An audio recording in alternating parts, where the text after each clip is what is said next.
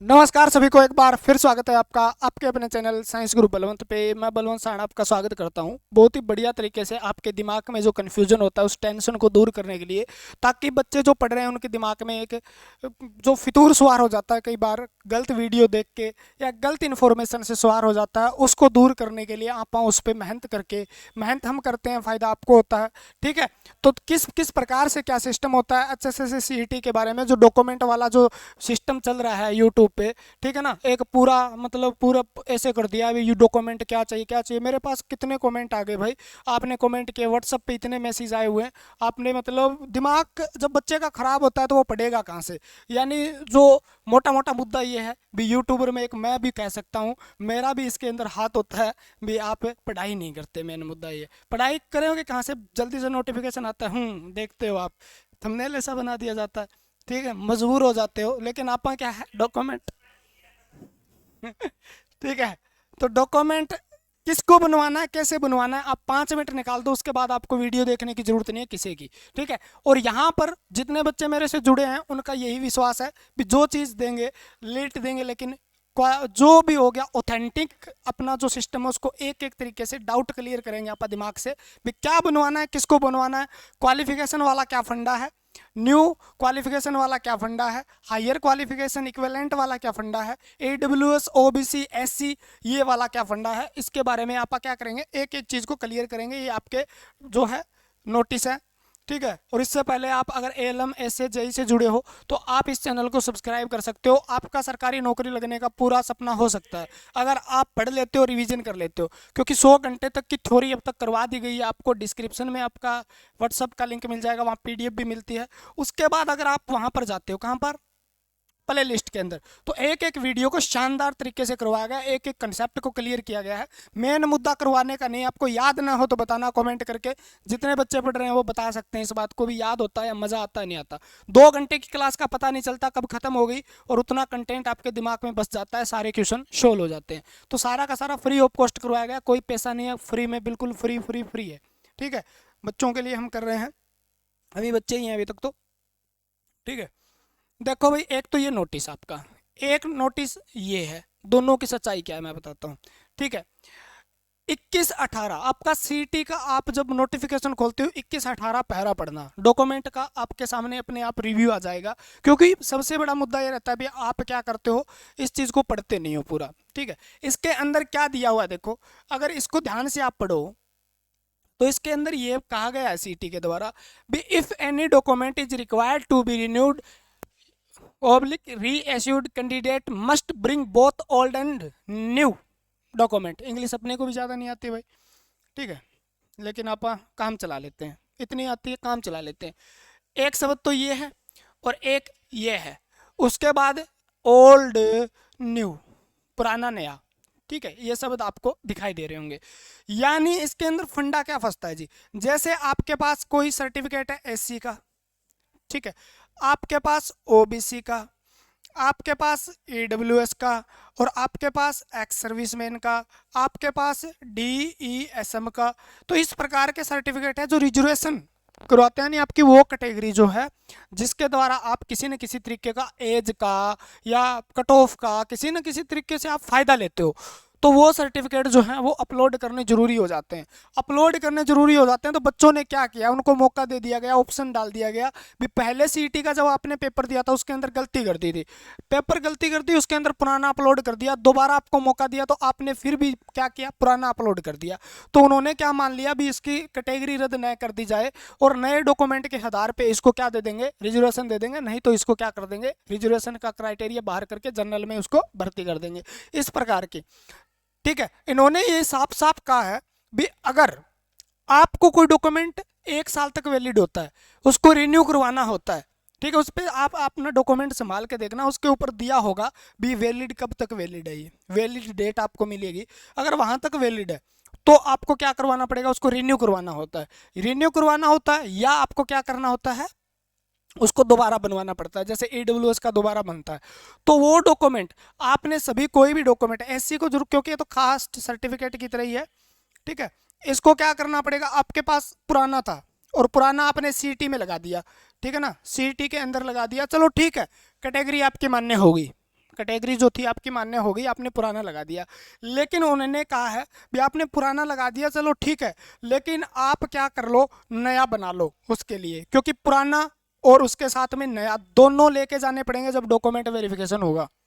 ठीक है ना। तो जो नया सीटी का फॉर्म भराया जाएगा उसके अंदर आपको क्या करना होगा, पुराना नहीं करना, नया अपलोड करना पड़ेगा, क्योंकि पुराना आपने सीटी के अंदर जो लगाया था उसके आधार पे लगा दिया, आपने पहले बनाया था उसके आधार पे लगा दिया, कोई चक्कर नहीं है, आपको टेंशन लेने की जरूरत नहीं है। नया बनवाओगे तो आपको फायदा क्या होगा, तो नया आपको बनवाना ही पड़ेगा, क्योंकि अगर वो एक्सपायर हो चुका है, उसकी वैलिडिटी नहीं रही है, या उसकी जो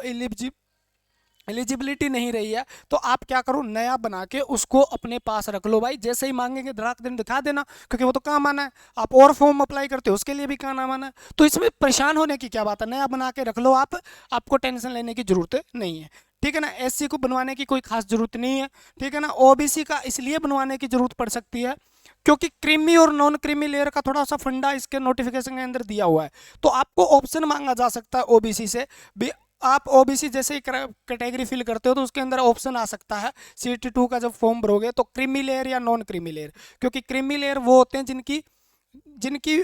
आय जो है 6 लाख से, क्राइटेरिया बहुत है, 6 लाख से हरियाणा के हिसाब से ऊपर है, सेंटर के हिसाब से 8 लाख से ऊपर है। आपने देखा भी होगा 1 साल पहले बहुत तकड़ा मुद्दा चला था ये, ठीक है। तो creamy layer, non creamy 6 lakh से कम है, तो इस प्रकार का सर्टिफिकेट आपको अपलोड करना पड़ सकता है, ठीक है ना। तो EWS का नया, क्योंकि 2 साल पुराना किसी ने अपलोड कर दिया, 3 साल वो वैलिड 1 साल तक होता है, तो आप EWS का नया सर्टिफिकेट बना लें ताकि आपको भविष्य में परेशानी का सामना न करना पड़े, ठीक है। ESM DESM यानी एक्स सर्विसमैन, DSM यानी ये जो होती है सब कैटेगरी होती है, यानी जर्नल के अंदर ESM है या OBC के अंदर है, तो आपको OBC का भी वो चाहिएगा, और उसके बाद ESM DSM के भी चाहिएगा। DSM मतलब डिपेंडेंट सर्विस एक्स सर्विसमैन जो होता है ना, तो वो भी आप क्या कर सकते हो बनवा, क्योंकि 1 साल तक वैलिड होता है, ये कहाँ होता है, 1 साल तक वैलिड होता है, ठीक है। तो आपको मैंने फिर एक एक शब्दों में 1 साल तक कोई वैलिड, और आपके डॉक्यूमेंट की वैलिडिटी खत्म हो रही है आज तक, तो आपको नया बनवाना पड़ेगा। आप बनवा लीजिए, आपको यहाँ नहीं तो और कहीं जरूर काम आएगा, तो इसके लिए आप परेशान होने की जरूरत नहीं है, आराम से जाइए, बनने शुरू हो जाएंगे और आप बनवा सकते हो, ठीक है। तो नया और पुराना का समझ में आ गई बात। और यहाँ पर लिखा हुआ है दोनों चाहिए, नया भी चाहिए पुराना भी चाहिए। आपने पुराना अपलोड किया था वो चाहिए, और आप नया जो बनवाओगे वो भी चाहिए, क्योंकि पुराने के हिसाब से पुराना सीटी था, नए के हिसाब से नया सीटी होगा, तो आपको परेशानी की जरूरत नहीं है। और डॉक्यूमेंट आपने कहीं बाहर से कोई वैसे वैसे कर लिया, जुगाड़ कर लिया है, तो आप ध्यान रखें, डिक्लेयर फेक बाय यूनिवर्सिटी हो ग्रांट कमीशन, यानी उसने कह दिया ये डॉक्यूमेंट या यूनिवर्सिटी वैलिड नहीं है तो फेक माना जाएगा, आपको उस नौकरी से बाहर कर दिया जाएगा। Non recognised by Haryana government, यानी हरियाणा गवर्नमेंट या दोनों में से किसी ने कह दिया, तो ये कमेंट मत करना हरियाणा का ही होना चाहिए, कि कहीं का हो लेकिन यूनिवर्सिटी ग्रांटेड हो, ठीक है ना, या हरियाणा के द्वारा वैलिड हो, हरियाणा गवर्नमेंट, दोनों के अंदर से किसी ने कह दिया हाँ, तो वारे न्यारे कोई चक्कर नहीं है, ठीक है। तो बाकी और देखते हैं हायर क्वालिफिकेशन वाला। देखो ओबीसी मैंने बता दिया, हायर क्वालिफिकेशन बताएंगे। EWS SC को जरूरत नहीं है, ठीक है ना। ESM ये अपना रिन्यू करवा ले, पुराना है तो, ठीक है। क्रीमी नॉन क्रीमी लेयर का फंडा फंस सकता है, थोड़ा सा ध्यान दे के इस पे भी आप देख लेना। एक जो हायर क्वालिफिकेशन और इक्विवेलेंट वाला फंडा आपके दिमाग में बहुत ज़्यादा घर कर रहा है, ठीक है ना। तो इसके अंदर आपको एक डॉक्यूमेंट है मेरे पास, ये जो सर्टिफिकेट है किसका है, हरियाणा सर्विस, ठीक है। हरियाणा जो आपकी जनरल एडमिनिस्ट्रेटिव सर्विस जो है हरियाणा की, उसके द्वारा भेजा गया है। कब भेजा, और नोटिस का नंबर है 10/4/2015, 3 GS, ठीक है, 2 है जो आपका 25/3/2016 का नोटिस है, उसके द्वारा सभी HC HSC HPSC उनको भेजा गया है, ठीक है। उसके अंदर क्या कहा गया है समझ लो इस बात को, फिर मेरे को परेशान मत करना, और फिर भी कोई डाउट रह जाए तो आप जरूर पूछेंगे। जैसे सबसे ज्यादा फंडा क्या पसर, इक्विवेलेंट का मतलब क्या, जैसे आपने क्या किया, मान लो, ठीक है, आपने कोई डिप्लोमा कर रखा है, ठीक है, जैसे आपने डिप्लोमा कर रखा है इलेक्ट्रॉनिक्स से, ठीक है, इलेक्ट्रिकल एंड इलेक्ट्रॉनिक्स इंजीनियरिंग से, तो उसका फंडा है, या आप ECE से हो, ठीक है। तो इसका मतलब क्या है, इसने कहा है भी सेम लाइन के अंदर आपकी हायर क्वालिफिकेशन है तो आप एलिजिबल हो, ध्यान से सुन लो इस बात को, आप एलिजिबल हो। लेकिन क्या फंडा फंस गया, देखिए इलेक्ट्रॉनिक्स, आपके आईटीआई में इलेक्ट्रॉनिक्स मांग रखी है, आईटीआई के अंदर इलेक्ट्रीशियन मांग रखी है, ठीक है ना। तो इलेक्ट्रीशियन से तो कोई होता ही नहीं कुछ भी आगे, पॉलिटेक्निकल नहीं होती, ना बीटेक होती है, ना बीएससी होती है, कुछ नहीं होता। तो उसका फंडा क्या है भी, इलेक्ट्रीशियन जो है इलेक्ट्रिकल यानी हायर क्वालिफिकेशन, इलेक्ट्रीशियन से इलेक्ट्रिकल क्या हायर क्वालिफिकेशन है, डिप्लोमा है और आपके पास डिग्री है, तो ठीक है। इलेक्ट्रॉनिक्स के अंदर फिर आगे इलेक्ट्रॉनिक्स से डिप्लोमा को इलेक्ट्रॉनिक्स की अलग अलग ब्रांच है उसके द्वारा होता है। तो सबसे पहले आपको ये ध्यान करना पड़ेगा भी इलेक्ट्रॉनिक्स के आपकी जो ब्रांच है वो इक्विवेलेंट आती है नहीं आती, और दूसरा आपने अगर उसके इक्विवेलेंट नहीं है, मतलब आईटीआई का मतलब इक्विवेलेंट हो गई, अगर आपके पास आईटीआई है इलेक्ट्रॉनिक्स के साथ में दूसरी किसी ट्रेड से आईटीआई है, तो आपको ये जानना पड़ेगा, यानी सेम लाइन हो गई उसके मतलब, तो भी इक्विवेलेंट है या नहीं है। दूसरा मुद्दा बचता है ये हायर क्वालिफिकेशन वाला, मतलब इलेक्ट्रॉनिक्स से आईटीआई कर ली, नहीं की उसने, लेकिन सीधा उसने डिप्लोमा कर लिया किसी भी इलेक्ट्रॉनिक्स की ब्रांच से, तो डिप्लोमा करने वाला ये जरूर बताएगा भी मेरे को, मैं इलेक्ट्रॉनिक्स के इक्विवेलेंस हूँ, और उसके बाद इलेक्ट्रॉनिक्स के इक्विवेलेंस होने के बाद मेरे पास क्या है, हायर क्वालिफिकेशन है ये, तो मैं इस पोस्ट के लिए एलिजिबल हूँ। ये चीज़ स्पेशल कही गई है भी, जब भी आपको इस नोटिस के आधार पे भी, जब भी आपको जब दिखाना पड़ेगा भी आप इलेक्ट्रिकल के इक्विवेलेंट है या नहीं है, या इलेक्ट्रिकल एंड इलेक्ट्रॉनिक्स इंजीनियर के इक्विवेलेंट है या नहीं है, या बीटेक की आपने, तो इस डिप्लोमा जो मांग रखा है, जो कम से कम मिनिमम एसेंशियल क्वालिफिकेशन है, उसके ऊपर वाले तो वैलिड हैं, लेकिन आप इक्विवेलेंट है या नहीं है, ये मुद्दा जानने के लिए आपको उसका सर्टिफिकेट या एविडेंस देना पड़ेगा, ठीक है ना। उसका क्या देना पड़ेगा, आपको एविडेंस देना पड़ेगा, ठीक है, लिखी हुई थी यहाँ पे भी, आपके पास कोई भी है तो आपको क्या करना पड़ेगा, एविडेंस, ये बात लिखी हुई है, आप नोटिस को ध्यान से पढ़िए क्वालिफिकेशन वाले के अंदर, ठीक है ना। और उसके अंदर दिया हुआ है अपेंडिक्स जो बी है, ठीक है, उसके अंदर ये चीज़ आसानी से और प्यार से समझाई गई है भी, आपको कॉम्पिटेंट अथॉरिटी वगैरह ना है उसके द्वारा ये बनवा लेना है। जैसे आप पॉलिटेक्निकल, मान लो मैं कहता हूँ इक्विवेलेंट का मतलब कोई भी किसी भी टेक्निकल का है वो इसके इक्विवेलेंट है यानी, ये जानने के लिए, और एक हायर क्वालिफिकेशन सेम लाइन में है नहीं, ये डिप्लोमा बनवाने के लिए वो उस अथॉरिटी का मतलब ये है, जैसे आपकी +2 कौन करवाता है, +1 +2, जैसे सीबीएसई बोर्ड करवाता है, या आपका क्या करा एचबीएससी बोर्ड करवाता है, ठीक है। तो एचबीएससी ये डिक्लेयर करेगा भी आप +2 आपने कॉमर्स से कर रखी है, +2 आपने साइंस साइड से कर रखी है, आपने क्या है मेडिकल नॉन मेडिकल से कर रखी है, तो आप उसके इक्विवेलेंट हो या नहीं हो आर्ट वाले के, ये कौन डिसाइड करता है, ये करेगा एचबीएससी। उसी प्रकार आपका टेक्निकल डिपार्टमेंट का जो हेड क्वार्टर है पंचकुला अपना, ठीक है ना, यानी पॉलिटेक्निकल का जो हेड क्वार्टर है वो बीटेक का जो है यूनिवर्सिटी का वगैरह जो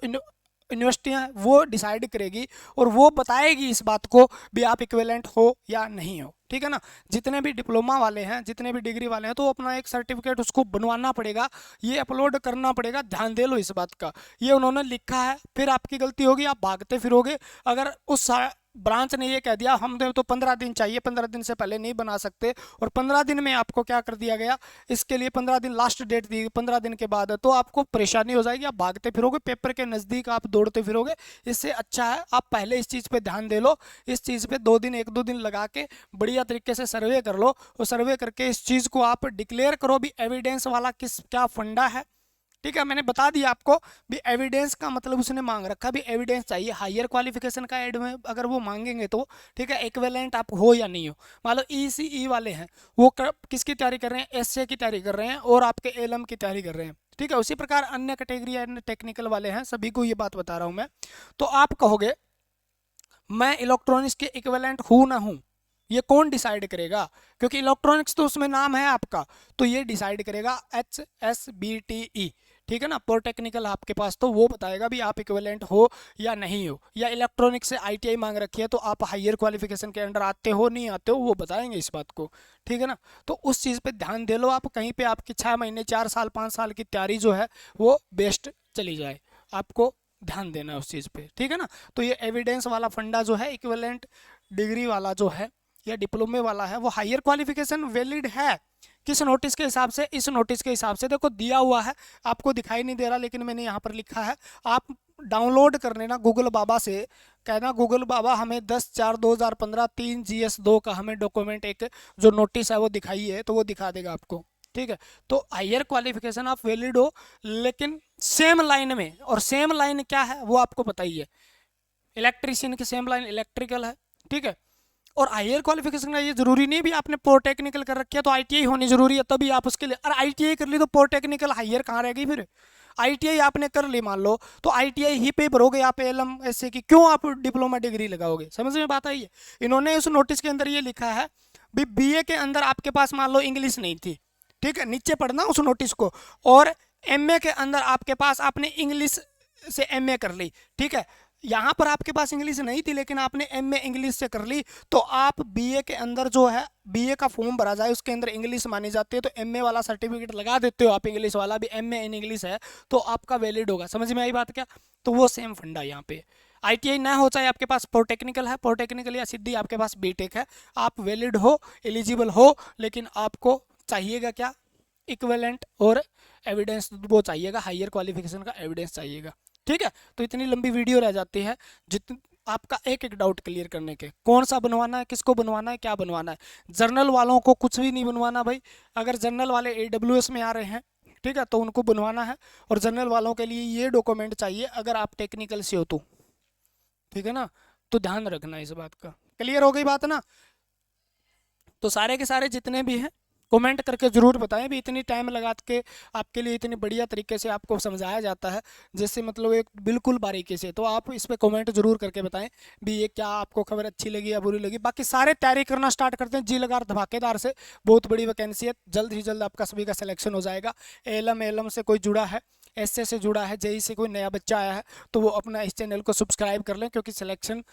लेने के लिए इस तरीके से आपको थ्योरी करवाई जाएगी बहुत बढ़िया तरीके से नए पैटर्न के आधार पे, तो आप जुड़ सकते हैं, ठीक है। तो आज के लिए फिर इतना ही है, जय हिंद जय भारत, मिलते हैं अगली वीडियो के साथ, भगवान आपका भला करे, सभी पढ़ने वाले बच्चों को बढ़िया सी एक नौकरी दे, जय हिंद।